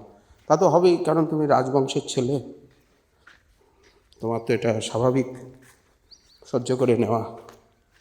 যাও, গৃহে ফিরে যাও, অস্থির মন তোমার, অস্থির মন এবং অহংকার অভিমান পাণ্ডিত্য বুদ্ধি নিয়ে ব্রজে বাস ঠিক ঠিক হয় না। এই বলে যাও, তুমি মন স্থির হলে এসো। এই বলে রূপগোস্বামীপাদ মৌন হলেন। শ্রীজীব বড় দুঃখ পেয়ে, বড় অপরাধ করেছেন এই বিবেচনা করে তাকে দণ্ডবোধ করে দেখছেন গুরুদেব তাকাচ্ছেনও না, কথাও বলছেন না। উনি অপেক্ষা করলেন, দেখলেন উনি আর কোনো কথাও বলেন না, ডাকেনও না, উনি অন্তরে রুষ্ট, যাও যাওই বলছেন। এখন কি করা যায়, গুরু আজ্ঞা অবিচারে পালন করতে হয়। তিনি গৃহে যাওয়ার, কিন্তু গৃহে কি করে যাব, গৃহটাকে তো এখন একেবারে দাবানল কুণ্ডের মতো বলে মনে হচ্ছে, গৃহে তো যেতে পারবো না, আজ্ঞা পালন করতে হবে। উনি বলেছেন পূর্ব দেশে চলে যাও, তো উনি পূর্ব দিকে চলতে চলতে চলতে চলতে যমুনার তীর বেয়ে বেয়ে যমুনার তীরে তীরে পূর্ব দিকে চলতে চলতে নন্দঘাটে, যেখানে নন্দমক্ষণ লীলা ভাগবতে একাদশীর সেই রাত্রিতে নন্দ মহারাজ যমুনার অতল জলে তলিয়ে যান, বরুণের দূতরা ওনাকে ধরে নিয়ে যায়, সেই নন্দঘাট, সেই লীলাস্থলী, সেখানে একটা জনশূন্য কুটিরে একটা গোফায়, যমুনার পাড়ে স্বাভাবিকভাবে গোফা, সেইখানে নিরাহারে রোদন করতে থাকেন। এখন গ্রামবাসী লোক ছুটে এলো, কি হয়েছে, কোন কোন সাধু বাবা এসেছেন, কে এসেছেন। তারপরে কোনো সময় তারা দয়া করে কিছু চুন আটা দিয়ে যান, সেই আটা গুলিয়ে এইভাবে আহার করতে করতে শ্রীজীব একেবারে ক্ষীণ হয়ে গেলেন, জীর্ণ শীর্ণ কলেবর, পেটটা পিঠে গিয়ে ঠেকলো, নিরন্তর ক্রন্দন করেন গুরু বিরহে। এর মধ্যে সনাতন গোস্বামীপাদ প্রতি বৎসরই একবার করে ব্রজে ভ্রমণ করেন, লীলাস্থলী দর্শন করেন, লীলাস্থলী সংরক্ষণ করেন, আবিষ্কার করেন, নূতন নূতন লীলাস্থলী, ব্রজবাসীগণের সঙ্গে অতীব সম্প্রীতি। সনাতন গোস্বামীপাদ সেই কথা শুনলেন যে এখানে যমুনার তীরে গোফার মধ্যে এক সাধু বাবা আছেন, উনি মৌনী থাকেন, কোনো কথাবার্তাও বলেন না, কিছু আহারও করেন না, ভিক্ষাও করেন না। কেউ কেমন সাধকরত্ন এলেন এই ব্রজধামে। তখন উনি দেখতে ছুটে এলেন, ব্রজবাসীর মুখে শুনে এসে দেখছেন, আরে এ তো আমাদেরই শিষ্য এবং পুত্র শ্রীজীব, অশেষ স্নেহভাজন। তার শারীরিক অবস্থা দেখে সাষ্টাঙ্গে দণ্ডবত প্রণত হয়ে ধুলায় লুণ্ঠিত হতে লাগলেন। ক্রন্দন করতে করতে সনাতন গোস্বামী পাদ বুকে জড়িয়ে ধরে কাঁদতে লাগলেন। এ কি, ওই মহাপ্রভুই তো আমাকে নিষেধ করেছেন দেহকে অনাদর করবে না, দেহত্যাগ করবে না। তো তোমার তো দেহ একেবারে মৃতপ্রায় হয়ে গেছে, তুমি ক্ষীণ, অতীব ক্ষীণ। আদর করে ভূতল থেকে তুলে বুকে জড়িয়ে ধরে অঙ্গের ধুলাদি ঝেড়ে আর তাকে প্রবোধ দিতে লাগলেন এবং নিজের কাছে বসিয়ে তাকে স্নান ভোজন আদি করালেন। গ্রামবাসীকে দিয়ে শুশ্রূষা করিয়ে সুস্থ করালেন এবং বললেন, মহাপ্রভু কি বলেছেন আমাকে, দেহকে উপেক্ষা করলে হবে না, দেহটাকে রেখে দেহ দিয়ে তার সেবা করতে হবে। দেহ না থাকলে আমরা সেবা করব কি করে, ভজন করব কি করে? অতএব দেহের প্রতি দৃষ্টি রাখা প্রয়োজন। দেহ একটা নৌকা, দেহ সাধনের উপকরণ।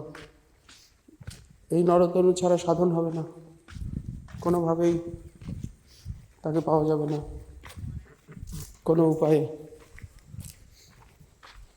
তখন সনাতন গোস্বামী পাদ তাকে সেইখানে রেখে উনি যমুনার তীরে তীরে ভান্ডির বন হয়ে বংশীবট হয়ে উনি বৃন্দাবনে এলেন। অনেকদিন ছিলেন না ব্রজভ্রমণে। শ্রী গুরুপাদ পদ্ম এসেছেন। রূপ গোস্বামী পাদ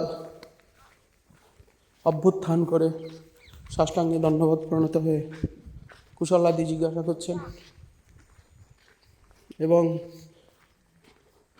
ব্রজভ্রমণের বিবরণ আদি।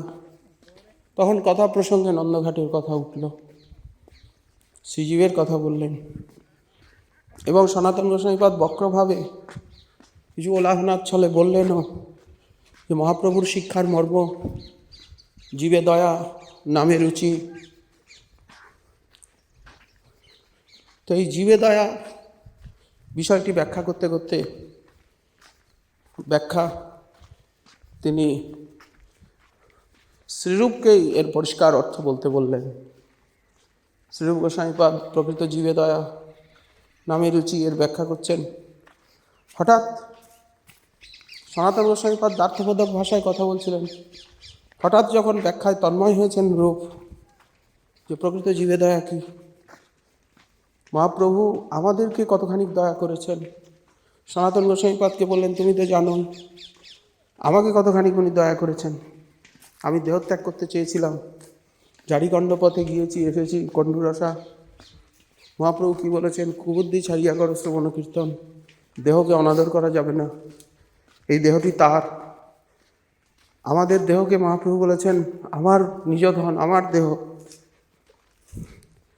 এইভাবে যখন উভয়ই এই প্রসঙ্গে আলোচনা চলছে, রূপ গোস্বামী পাদও বলছেন মহাপ্রভুর করুণার কথা, মানব দেহের অমূল্যতার কথা, মানব দেহ ছাড়া ভজন হবে না। হঠাৎ সনাতন গোস্বামী পাদ বললেন, শ্রীরূপ তুমি কি মহাপ্রভুর আজ্ঞা পালন করছো?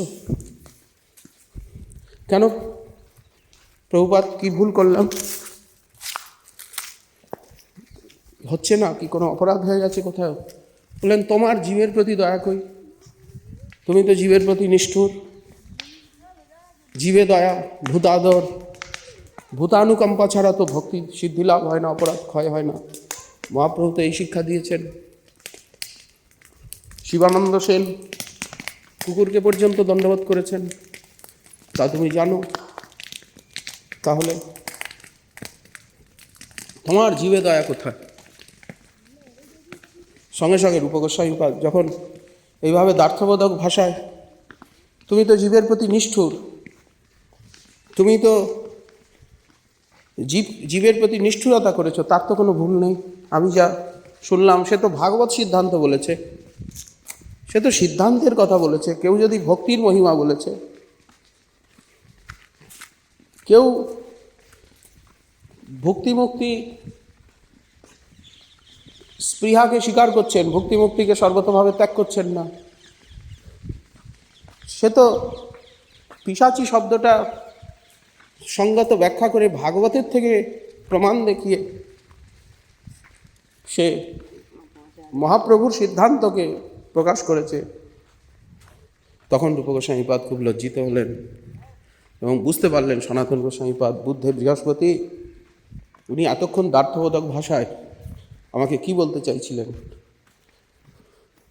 তখন রূপ গোস্বামীপাদ ক্রন্দন করতে লাগলেন, প্রভুপাদ, আমার গুরুদেব, আমার অপরাধ হয়ে গেছে, আমাকে ক্ষমা করে দিন, আমি ব্যাপারটা অত বুঝতে পারিনি, রোষের আবেশে বলে ফেলেছি, আমাকে ক্ষমা করুন, যাতে আমি মহাপ্রভুর আজ্ঞা পালন করতে পারি, জীবে দয়া প্রকৃত উদয় হয় আমার, সর্বজীবের প্রতি ভগবত অধিষ্ঠান জ্ঞানে প্রীতি মৈত্রীর উদয় হয়, অনুভব হয়। শ্রীরূপকে প্রসন্ন জেনে তাকে সেখানে রেখে সনাতন গোস্বামীপাদ আবার নন্দঘাটে এসে শ্রীজীবকে নিয়ে যান এবং গুরু শিষ্যের মিলন ঘটান এবং অপার করুণা স্নেহ বাৎসল্যে অভিষিক্ত করে দেন শ্রীজীব গোস্বামীপাদকে। শ্রীরূপ গোস্বামীপাদ গুরু শিষ্যের অপূর্ব মিলন এবং চিরপ্রেমোল্লাসের বিবর্ধন হয়। এটা তো জগৎ শিক্ষার জন্য একটি লীলা। রূপ গোস্বামীপাদ এই লীলা এই জন্য করলেন যাতে আমরা তার্কিক মনোভাব নিয়ে কখনো শাস্ত্র ব্যাখ্যা শাস্ত্র চর্চা না করি, বা খণ্ডন মণ্ডন আমাদের লক্ষ্য নয়, বিদ্যা আমাদের লক্ষ্য নয়, জ্ঞানী প্রয়াস আমাদের উদপাস্য নমন্ত এবং এই শরণাগতি দৈন্যের পথই অনুভবের পথ, ভক্তির যথার্থ পথ। জীব গোস্বামীপাদও এই আচরণে শিক্ষা দিলেন যে কেউ যদি ভক্তি সিদ্ধান্ত বিরুদ্ধ কিছু কথা বলে বা শ্রী গুরু পাদপদ্মের অমর্যাদা হয় কায়িক বাচিক মানসিক এরকম কিছু কথা বলে, সেটাও নীরব হয়ে ঢোক গিলে সহ্য করা উচিত নয়। অন্তত নম্রতার সঙ্গে, তিনি যদি জ্যেষ্ঠ এবং শ্রেষ্ঠ ব্যক্তিও হন, তিনি যদি গুরুবর্গের ভিতরেও হন, তথাপি নম্রতার সঙ্গে তাকে বোঝাতে চেষ্টা করতে হবে যে আপনি যেটা বলছেন, আপনি যেটা বুঝছেন, আসলে সেটা তাই নয়, আসল রহস্য আলাদা। এইভাবে যাদের গুরুতত্ত্বে মর্তবুদ্ধি বা ব্যষ্টিক গুরুতে লাঘবতা প্রকাশ করছেন যারা, তাদের সঙ্গে এইভাবে আলোচনা করাটাও উচিত, কারণ সনাতন গোস্বামীপাদ এই আলোচনাটিকে সমর্থন করলেন। এবং গুরু শিষ্যে যদি ভুল বোঝাবুঝি হয়, শিষ্যের যদি গুরুতে মর্তবুদ্ধি আসে, গুরুরও যদি শিষ্যের প্রতি অসূয়া বুদ্ধি আসে, তাহলে সম্বন্ধ মধুময় হয় না, এ কথার অনুভব হয় না যে জন্মে জন্মে প্রভু সেই। তো এই জন্য এই স্থানগুলি খুবই সূক্ষ্ম, খুবই শিক্ষাপ্রদ এবং জীবনে অনুসরণীয় এবং অনুকরণীয় অপূর্ব দৃষ্টান্ত। বড়ই গম্ভীর এই সমস্ত সূক্ষ্ম ব্যাপারগুলিকে বোঝা। ভক্তি রত্নাকরের পঞ্চম তরঙ্গে এই প্রসঙ্গে বর্ণনা রয়েছে। ব্রজভ্রমণ প্রসঙ্গে শ্রীজীবের দশা দেখি শ্রীরূপ গোসাই করিলেন শুশ্রূষা, কৃপার সীমা নাই। এতটাই উনি দুর্বল রোগাক্রান্ত হয়ে পড়েছিলেন যে শ্রীজীবকে শুশ্রূষা করতে হয় দীর্ঘদিন। শ্রী গুরুদেব শিষ্যকে যেমন শাসন করেন তেমনি স্নেহও তো করেন। এই ঘটনার মধ্যে দিয়ে আরও বেশি কৃপা, ধনে ধনী হলেন, আরও বেশি কৃপা সম্পত্তি লাভ করলেন। শাসনে বেশি কৃপা। গুরুদেব যখন শাসন করেন, অনেকে মনে করেন গুরুদেব বুঝি উপেক্ষা করছে। না, শাসন কাকে করা যায়, তিরস্কার কাকে করা যায়, কাকে দূরে সরিয়ে দেওয়া যায়, যাকে অত্যন্ত ভালোবাসা যায়। কার সম্বন্ধে দুটো কথা বলা যায়, যাকে ভালোবাসা হয়। জগদানন্দ সম্বন্ধে দুটো কথা মহাপ্রভু বলছেন। সনাতন গোস্বামীপাদ তখন মহাপ্রভুকে বললেন যে জগদানন্দই তোমার প্রিয় নিজজন, আমাকে তুমি গৌরব করছো, সম্মান করছো, আর তার নিন্দা করছো। অর্থাৎ যদি গুরু বৈষ্ণব কারো নিন্দা করেন, কারো সমালোচনা করেন, কাউকে শাসন করেন, কাউকে দূরে সরিয়ে দেন, তখন বুঝতে হবে যে তাকে অধিক ভালোবাসেন, অধিক স্নেহ করেন। তা না হলে কি দরকার, তিনি তো উপেক্ষা করবেন, চুপ করে যাবেন। বলারই দরকার কি, শাসন করারই দরকার কি? এবং এই যে মনে হচ্ছে যেন প্রতিকূল, কিন্তু এই যে প্রতিকূলতাময়ী কৃপা, এই কৃপাতে বিশিষ্ট শক্তি লাভ হয়। পরবর্তীকালে গুরুবর্গ নিজেই অপার করুণাশীল হয়ে তাকে বুঝিয়ে দেন যে এটা আমি একথা বলতে, এরকম করতে বাধ্য হয়েছিলাম পারিপার্শ্বিক চাপে, অথবা পারমার্থিক চাপে, কি সিদ্ধান্তের চাপে, কি পরিস্থিতি বশত।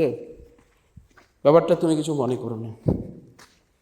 তুমি যে মেনে নিয়েছো, তোমার শ্রদ্ধা যে আমার প্রতি অটুট রয়েছে, এই গুণে আমি তোমার চির অধীন, চিরবশ হয়ে গেলাম।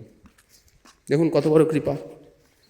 এই আজ্ঞা কৃপা, আজ্ঞা সেবা পাওয়া এবং দণ্ড সেবা পাওয়া। নিত্যানন্দ প্রভু শিবানন্দ সেনকে লাথি মারলেন, মস্তকে পদাঘাত করলেন, মুকুন্দকে দণ্ড দিলেন। মহাপ্রভু তো রঘুনাথ দাস গোস্বামী পাদের প্রতি কৃপাদণ্ড। এ এক অদ্ভুত অপূর্ব কৃপামৃত প্রদান শৈলী। এই শৈলী প্রভুর কৃপা ছাড়া বোঝা যায় না, হৃদয়ঙ্গম করা যায় না। যাই হোক, শ্রীজীবকে শুশ্রূষা করে সুস্থ করার পর রূপ গোস্বামী বা সনাতন গোস্বামী বা সর্বশক্তি সঞ্চার করলেন, এবং মহাপ্রভু এখন বৃদ্ধ হয়েছেন তারা, এবং মহাপ্রভুর বিরহে সর্বদা জর্জরিত, সর্বদা ক্রন্দন করেন, সর্বদা অন্তর্মুখী থাকেন। ফলত গ্রন্থ লিখন, গ্রন্থ সংরক্ষণ, শ্রীবিগ্রহ সেবা, লুপ্ততীর্থ উদ্ধার, লীলাস্থলী সংরক্ষণ এবং গৌরমণ্ডল, ক্ষেত্রমণ্ডল থেকে সমাগত ভক্তবৃন্দ, বৈষ্ণববৃন্দের সেবা শুশ্রূষা তদারক, গৌরমণ্ডল ক্ষেত্রমণ্ডলের দিকে সুতীক্ষ্ণ দৃষ্টি, সেখানে যাতে এই সমস্ত গ্রন্থ, সিদ্ধান্ত, সদাচার ইত্যাদির প্রচার হয়, সম্প্রদায় সংরক্ষিত হয়। সর্বদায়িত্ব, মহাপ্রভু তাদেরকে যা যা দায়িত্ব দিয়েছিলেন, সর্বদায়িত্বভার তারা একান্ত বিশ্বস্ত অনুগত জেনে আর শ্রীজীবের উপরে অর্পণ করেন, হয়ে অন্তর্মুখ হয়ে যান। শ্রীরূপ গোস্বামীপাদ, সনাতন গোস্বামীপাদের অন্তর্ধান নির্যান লীলার পর শ্রীজীব গোস্বামীপাদই শ্রীমন মহাপ্রভুর মনোভীষ্ট সংস্থাপক আচার্য রূপে এবং এই বৃন্দাবন মহিমণ্ডলের সমস্ত আচার্যগণের ভিতরে শিরোমণি হয়ে সবার সেবক, সংরক্ষক, সিদ্ধান্ত, সদাচার, অনুশাসন সংরক্ষক হয়ে আর তিনি বৃন্দাবন ধামকে আলোকিত করে দীর্ঘকাল অবস্থান করেন এবং মহাপ্রভুর মনোভীষ্ট প্রপূরণ কার্যে তিনি আত্মনিয়োগ করেন। একবার রাজপুতদের সঙ্গে, ভরতপুরের জারদের সঙ্গে বাদশাহের এই গঙ্গা যমুনা নিয়ে বাদ বিবাদ উপস্থিত হয়। তখন তার সুমীমাংসা করবার জন্য জীব গোস্বামীপাদকে ডাকা হয়। উনি বলেন, আমি তো ধাম ছেড়ে যাই না, ঠিক আছে আমি রাত্রিবাস করব না, যমুনারই তো তীর, যদি আগ্রায় এই সভা হয় তাহলে আগ্রা অবধি যেতে পারি, কারণ আগ্রাটাও সুরসেন দেশের ভিতরেই পড়ে, তারই সীমা। যমুনার স্থান আর গঙ্গার স্থান আধ্যাত্মিকতায়। আগে উনি গঙ্গার মহিমা ব্যাখ্যা করেন সমস্ত শাস্ত্র প্রমাণ দিয়ে, সবাই সাধু সাধু চমৎকৃত হয়ে যান, সাধুবাদ করতে থাকেন, বা বা বলিহারি, এরকম গঙ্গার মহিমা তো আমরা কোথাও শিখি না। বলে না, পুরাণেই বর্ণনা আছে, বাল্মীকির লেখনীতে, ব্যাসের লেখনীতে, ভাগবতে। এইবার গঙ্গার মহিমাকে স্থাপন করে, গঙ্গার মহিমা বর্ণন করে শ্রীজীব গোস্বামীপাদ যমুনার মহিমা বলতে আরম্ভ করেন। এমনভাবে যমুনার মহিমাকে উনি প্রকাশ করেন সকলের অনুভবের বিষয় হয় যমুনার মহত্ব। শেষে সিদ্ধান্ত করেন গঙ্গা তো শ্রীহরির চরণ প্রক্ষালন বাড়ি, কলিকলুষ হারিণী, সর্বাশ্রয়া প্রেমভক্তি দায়িনী। কিন্তু যমুনা হচ্ছেন গঙ্গা, ভক্তিও দেন, মুক্তিও দেন, ভক্তিও দেন, সর্বভগবৎ স্বরূপের ভক্তি দেন, দাসসখ্য বাৎসল্য মধুর সর্বভগবৎ ধামের ভক্তি দেন। কিন্তু যমুনা হচ্ছেন শ্রীহরির প্রিয়া কালিন্দী, শ্রীহরির প্রেয়সী দ্বারকালীলায়, পাটরানীর ভিতরে একতমা, আর গঙ্গাদেবী শ্রীচরণ উদ্ভূতা সেবিকা দাসী। এই বলে উনি কালিন্দীর লীলা, কালিন্দীর মহিমা বর্ণনা করলে সকলে চমৎকৃত হয়ে যান। তো সকলে বুঝতে পারেন আমাদের গঙ্গা যমুনাকে নিয়ে বাদ বিবাদ এটি অপরাধজনক। শাস্ত্রে গঙ্গার মহিমাও কম নয়, যেভাবে বর্ণিত আছে, যমুনার মহিমা ততোধিক। যমুনা ব্রজপ্রেম দাত্রী, যমুনা মথুরা মণ্ডলের সখী, যমুনা কৃষ্ণপ্রিয়া, বিগলিত কৃষ্ণপ্রেমা। অতএব এই সমস্ত অলৌকিক অচিন্ত বিষয়ের উপরে তর্ক বা একগুয়েমি বা একপক্ষপাতী মত স্থাপন এটা উচিত নয়। পণ্ডিতগণ বুঝতে পারেন, উভয়ের মহিমাকেই স্বীকার করে নেন, উভয়ের তটেই ভগবান লীলা। তখন বাদশাহ সন্তুষ্ট হয়ে শ্রীজীব গোস্বামীপাদকে বলেন, আপনাকে নিয়ে আসা হয়েছে কষ্ট করে, আপনি সর্বত্যাগী, আপনি আমাদের এই উত্তরাঞ্চলের, উত্তরাখণ্ডের, ফকিরাবাদের আপনি বিভূষণ, আমি আপনার কি সেবা করতে পারি? দেখুন, অন্যে হলে ধন সম্পত্তি, জায়গা জমি ইত্যাদি চেয়ে নিত, নিয়েছেনও অনেকে, বাদশাহ প্রত্যেককেই দিয়েছেন, জমিদারি দিয়েছেন, গ্রাম দিয়েছেন, অর্থ সম্পত্তি দিয়েছেন, এও আমরা পাই ভক্তমালে, রাজরাজারা দিয়েছেন। কিন্তু সর্বত্যাগী, রাজন্য রাজদান, ধনীর অন্ন ধনীর দান, শিকার কীরকম ধনী, বহির্মুখ ধনী। অতএব বাদশাহ বহির্মুখ নয়, কিন্তু তথাপি জীব গোস্বামীপাদ কিছুই নিলেন না। উনি বললেন, যদি আমাকে কিছু দেবেন তো গ্রন্থ লেখার জন্য কিছু তুলট কাগজ দিন। সেই সময় ভারতে প্রথম কাগজ এসেছে, কাগজের আবিষ্কার হয়েছে, আর বিদেশের থেকে কাগজ এসেছে ভারতে। তখন তুলট কাগজ মহামূল্য, রাজরাজা মহারাজাদের কাছে থাকতো। আমাকে কিছু তুলট কাগজ দিন, এর বেশি আর আমার কিছুই নেওয়া সম্ভব নয়। তো তাকে অতীব সম্মান করে বাদশাহ তাকে তুলট কাগজ ভেট করলেন, উপহার দিলেন। সেই থেকে এবার তালপাতা ছেড়ে তুলট কাগজে লেখা আরম্ভ হলো, মোটা মোটা কাগজ। যাই হোক, পরবর্তীকালে শ্রীল লোকনাথ গোস্বামীপাদের শিষ্য শ্রীল নরোত্তম দাস ঠাকুর মহাশয়, শ্রী গোপাল ভট্ট গোস্বামীপাদের প্রিয়তম শিষ্য শ্রীনিবাস আচার্য প্রভু এবং হৃদয় চৈতন্য ঠাকুরের শিষ্য শ্রী শ্যামানন্দ প্রভু, এই তিন শিষ্যরত্ন শ্রীজীব গোস্বামীপাদ, শ্রীনিবাস, নরোত্তম শ্যামানন্দকে পেয়ে অতি আদরের সঙ্গে তাদেরকে স্বীকার করেন। সমগ্র শাস্ত্র অধ্যয়ন করান, সিদ্ধান্ত শাস্ত্র, রসশাস্ত্র, সর্বশক্তি সঞ্চার করেন। এবং শ্রী রূপ সনাতন প্রভু যে দায়িত্ব দিয়েছিলেন, যে আজ্ঞা সেবা তাকে দিয়েছিলেন, সেই সেবাভার এই শিষ্যত্রয়ের উপরে শ্রীনিবাস আচার্য প্রভু, শ্রী নরোত্তম দাস ঠাকুর মহাশয় এবং শ্যামানন্দ প্রভুর হাতে তুলে দিয়ে শ্রীজীব নিশ্চিন্ত হন। সমস্ত গোস্বামী গ্রন্থ নকল করিয়ে তাদেরকে সমর্পণ করেন। গৌড়দেশে সদাচার প্রচার, সিদ্ধান্ত প্রচার, হরিনাম সংকীর্তন প্রচার, বিগ্রহ সেবা প্রচার, ভক্ত সেবা প্রচার, গ্রন্থানুশীলন, এই যে নামপ্রেম প্রচার, শ্রীমন মহাপ্রভুর মনোভীষ্ট সেই প্রচারের ধ্বজা, দায়িত্ব, গুরুভার, এ কম গুরুভার নয়।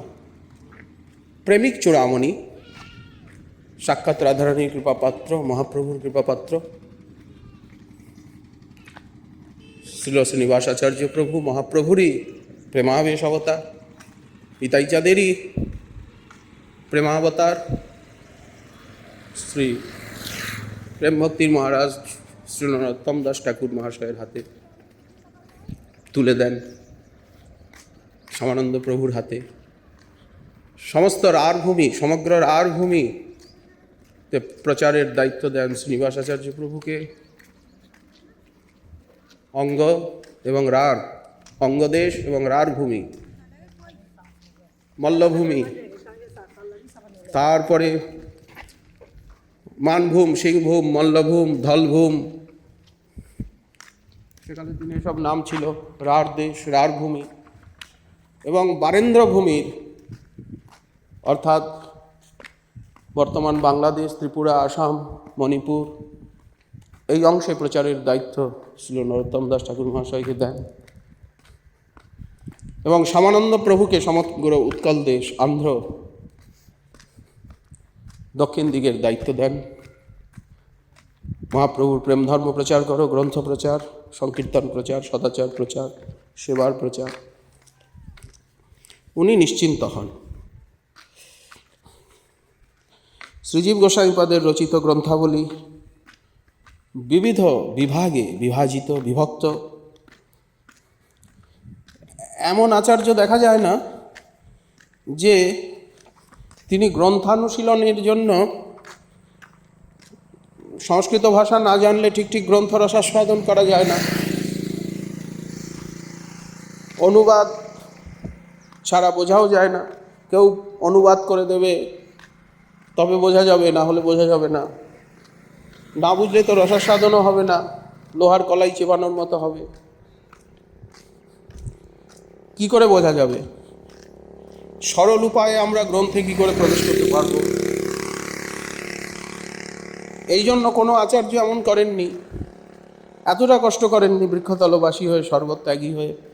উনি হরিনামামৃত ব্যাকরণ লিখলেন। হরিনাম দিয়ে পুরো ব্যাকরণ শাস্ত্রকে হরিনাম দিয়ে মেখে দিলেন। হরিনামা বলি বলিতম, হরিনামা বলি বলিতম, সম্বলিতম, অমৃতময় করে দিলেন।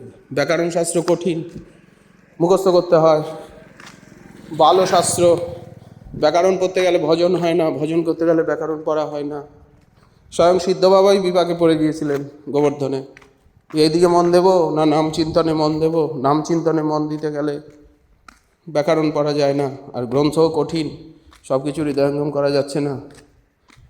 তখন সনাতন গোস্বামীপাদ ললিতা দেবী এসে তাকে কৃপাশক্তি সঞ্চার করলেন, বললেন আমাদেরকে স্মরণ করো। কৃপা করলেও সিদ্ধ বাবাকে অনুশীলন করতে হয়েছে। পরবর্তীকালে উনি ব্যাকরণও পড়াতেন। কৃপা হলেও, গুরু বৈষ্ণবের কৃপা তো আছেই, কিন্তু কৃপা হলেও অনুশীলন ছাড়া রসাস্বাদন হবে না, কৃপার আস্বাদন হবে না, কৃপাকে উপলব্ধি করা যাবে না। কৃপাকে উপলব্ধি করার উপায় হচ্ছে রসচর্বণ, অনুশীলন। অনুশীলনেই বোঝা যাবে কৃপা হয়েছে কি হয়নি, কৃপার আস্বাদন হচ্ছে কি হচ্ছে না। কৃপার অনুভব হবে, নিজে বক্তাও অনুভব করতে পারবেন, শ্রোতাও অনুভব করতে পারবেন যে অনুশীলনের পেছনে কৃপা, আর কৃপার দ্বারা অনুশীলন। সেই অনুশীলনের থেকে কৃপা সঞ্জাত অনুভূতি, তখন কথার ভাবধারা, বক্তব্য, শব্দ সম্পূর্ণ বদলে যাবে। তখন তিনি ভালোবাসা বুকে নিয়ে, প্রেম বুকে নিয়ে বলবেন, অস্থির হবেন, চোখের জলে ভাসবেন, তিনি দেহকে ভুলে যাবেন। তান্ন স্পৃশন্তি অসনত্রিট ভয়শৌক মোহাহা, উপলব্ধি হবে শাস্ত্রের কথা, নিজের জীবনে ফুটে উঠবে। এরকম আচার্য পাওয়া যায় যিনি গোস্বামী গ্রন্থে প্রবেশের জন্য পরিশ্রম করে, আর এই বৃদ্ধ বয়সে তিনি হরিনামামৃত ব্যাকরণ লিখলেন, বৃক্ষতলে বসে পড়ালেন। ধাতুসূত্রমালা, ধাতু না জানলে ক্রিয়াপদের জ্ঞান হবে না। একই ক্রিয়াপদ, সিমিলার ওয়ার্ডস, বারবার প্রয়োগ হয়েছে, সমার্থবোধক ক্রিয়া। এটাই সংস্কৃত ভাষার বিশালতা। একটা শব্দের অনেক সমার্থক শব্দ, শব্দ সৌন্দর্যের জন্য। কেন বলেন? শব্দ সৌন্দর্যের জন্য। অন্যত্র কেউ জলই বলে, জলই, পানি পানি, ওয়াটার ওয়াটার, কিন্তু আমাদের সংস্কৃতে জলের কত নাম। প্রত্যেকটা পদের সিমিলার সমার্থবোধক বহু পদ। কেন বলে? এটা শব্দের বিশালতা, শব্দের যে কত বিস্তীর্ণ, সাগরের মতো গহনতা এবং শব্দ সৌন্দর্য দেখানো হচ্ছে। এর দ্বারাই কাব্য সৌন্দর্য অনুভব হয়। তারপরে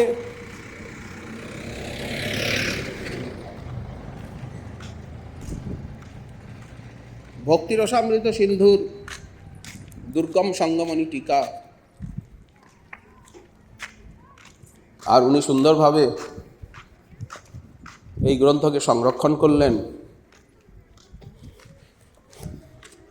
তারপরে গোপাল বিরোধাবলী, মাধব মহোৎসব, ওনার স্বরচিত কাব্য, মহাকাব্য, রাধারানীর রাজ্যাভিষেক লীলা, উমরাহের লীলা, সংকল্প কল্পদ্রুম, ব্রহ্মসংহিতার অপূর্ব টিকা,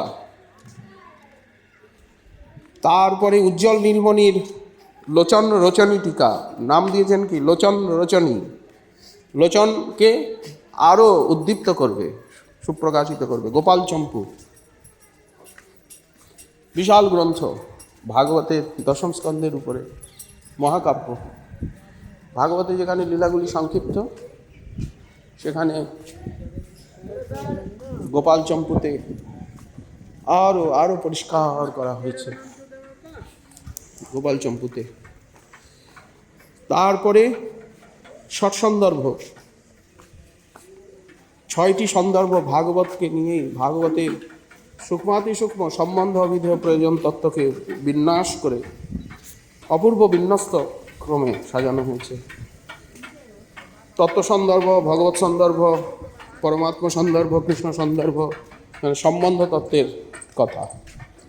শ্রীকৃষ্ণ তত্ত্বকে স্থাপন করতে গিয়ে, কৃষ্ণের স্বয়ং ভগবত্তা স্থাপন করতে গিয়ে 1টি শ্লোকের উপরে কৃষ্ণস্তু ভগবান স্বয়ং, এই সমস্ত গ্রন্থ না পড়লে কখনোই শাস্ত্রীয় শ্রদ্ধা লাভ করা যায় না, মনে দৃঢ়তা আসে না। পথ, মত, চলার পথ, সাধন পথ, কোথায় যাব, কি করব, কিভাবে চলতে হবে, কি পাবো, এ সম্বন্ধে কোনো স্বচ্ছতা লাভ হয় না, অন্ধকার থেকে যায়, দৃঢ়তা আসে না সাধনে। যত্নাগ্রহকে প্রদান করবে। কৃষ্ণ সন্দর্ভে অভিধেয় তত্ত্ব, ভক্তির ব্যাখ্যা, এরই পরিপূরক হরিভক্তি বিলাস। আবার ভক্তি সন্দর্ভেরই পরিপূরক গ্রন্থ হচ্ছে মাধুর্য কাদম্বিনী, রাগবর্ত্ম চন্দ্রিকা, বিশ্বনাথ চক্রবর্তী পরবর্তীকালে যেটা লিখেছে, আরও পরিষ্কার করে দিলেন আমাদেরকে। এবং যে গ্রন্থ পঞ্চকম লিখেছেন বিশ্বনাথ চক্রবর্তী পাদ, ভাগবতামৃত কণা, তারপরে উজ্জ্বল নীলমণি কিরণ, তারপরে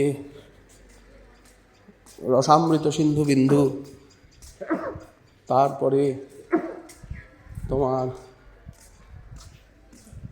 মাধুর্য কাদম্বিনী, রাগবর্ত্ম চন্দ্রিকা, এই 5টি গ্রন্থকে একসঙ্গে গ্রন্থ পঞ্চকম বলা হয়। এই 5টি গ্রন্থ পড়লে গোস্বামী গ্রন্থের মোটামুটি সার তত্ত্ব জেনে নেওয়া যায় স্বল্পাক্ষরে। তারপরে প্রীতি সন্দর্ভে প্রয়োজন তত্ত্ব, বিশাল গ্রন্থ, কঠিনও বটে। শিক্ষাগুরু পাদপদ্মের কাছে না পড়লে এসব গ্রন্থে, ভাগবত আদি ভক্তিগ্রন্থ যেভাবে শ্রীনিবাস নরোত্তম শ্যামানন্দ প্রভু শ্রীজীব গোস্বামীপাদের কাছে অধ্যয়ন করেছিলেন, প্রত্যেকেরই উচিত এইভাবে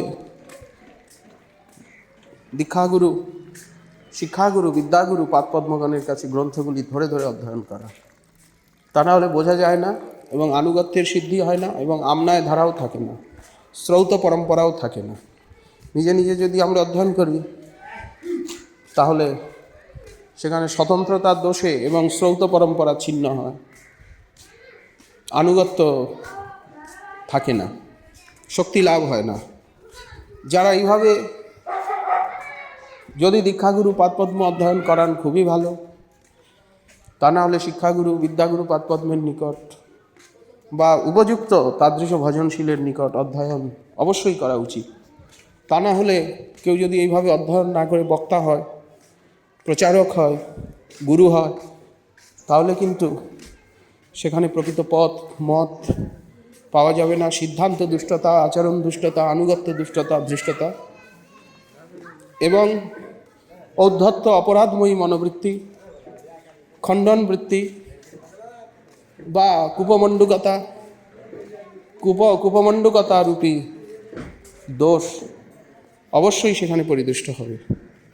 এই জন্য এ সম্বন্ধে সাধক জগৎ, ভক্ত জগৎ সাবধান হবেন। আপনারা গুরু নির্বাচনের পূর্বে বা আচার্য নির্বাচনের পূর্বে, দীক্ষাগুরু, শিক্ষাগুরু, বিদ্যাগুরুই হন নির্বাচনের পূর্বে, এই ধারা, পরম্পরা, অধ্যয়ন, অনুশীলন, আনুগত্য, সদাচার ইত্যাদির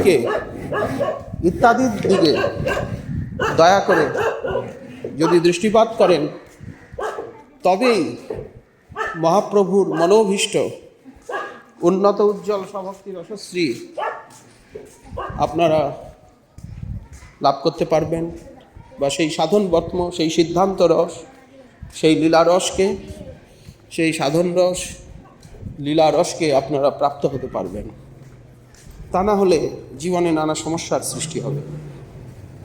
সর্বশ্রেষ্ঠ প্রাপ্তি জীবনে উপযুক্ত শিক্ষাগুরু, উপযুক্ত দীক্ষাগুরু,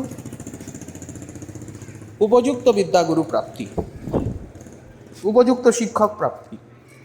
যদি আমরা আমাদের জীবনে উপযুক্ত শিক্ষক না পাই, উপযুক্ত দীক্ষাগুরু, শিক্ষাগুরু, বিদ্যাগুরু না পাই, যদি একদেশিক হয় সিদ্ধান্ত, যদি আত্মকেন্দ্রিক হয়, যদি আমাদের চলার পথে সামনে কুয়ো এসে যায়, কূপের ভিতরে আমরা পড়ে যাই, মহাপ্রভুর নাম প্রেমের প্রকৃত আস্বাদন থেকে আমরা বঞ্চিত হই, তাহলে শ্রিতগুরুর হর্যাশ্রিত।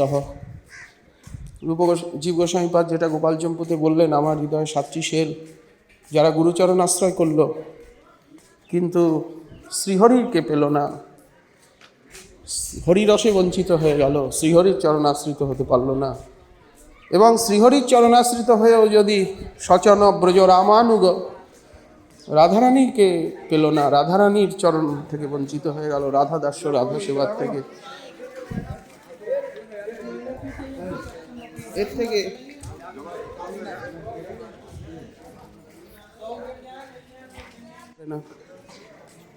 দুর্লভ মনুষ্য জন্ম লোভিয়া সংসারে যদি আমরা প্রকৃত সৎসঙ্গ না পেলাম, আমাদের জীবনের দুর্লভ নিধি না লাভ না হলো,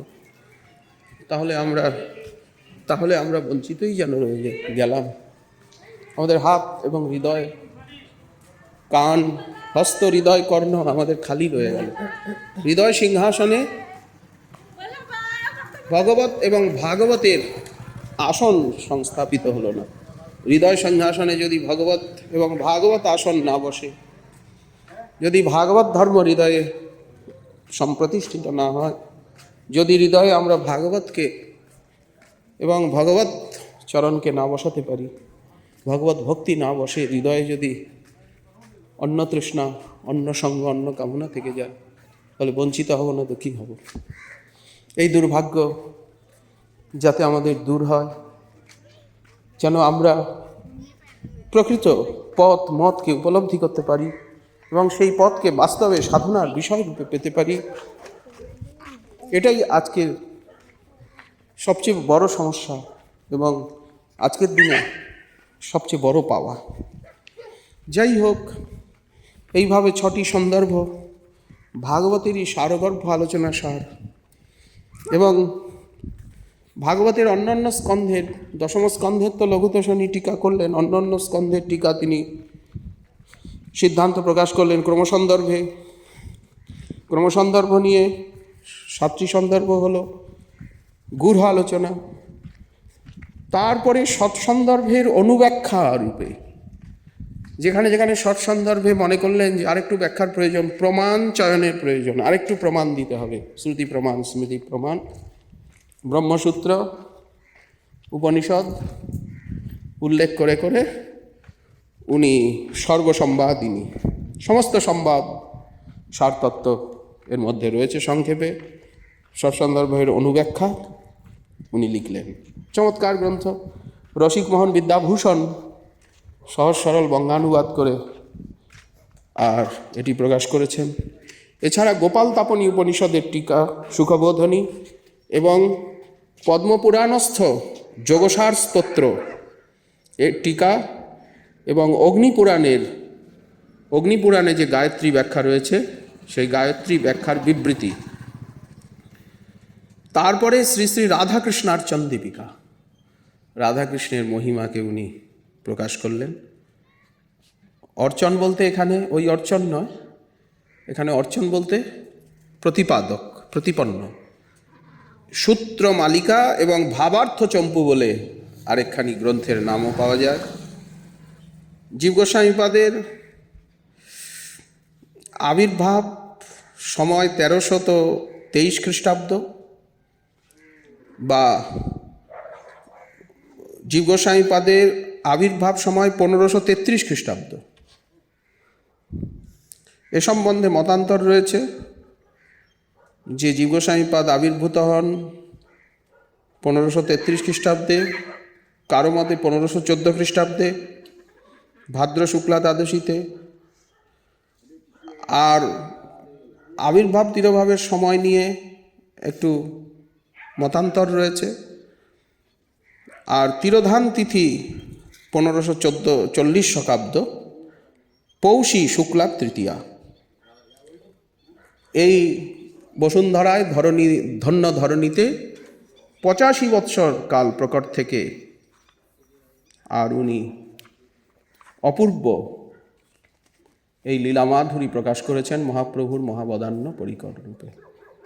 জয় রাধে, জয় শ্রী শ্রী জীব গোস্বামীপাদ, জয় রাধা দামোদর, জয় নিতাই গৌর শ্রীপাদ।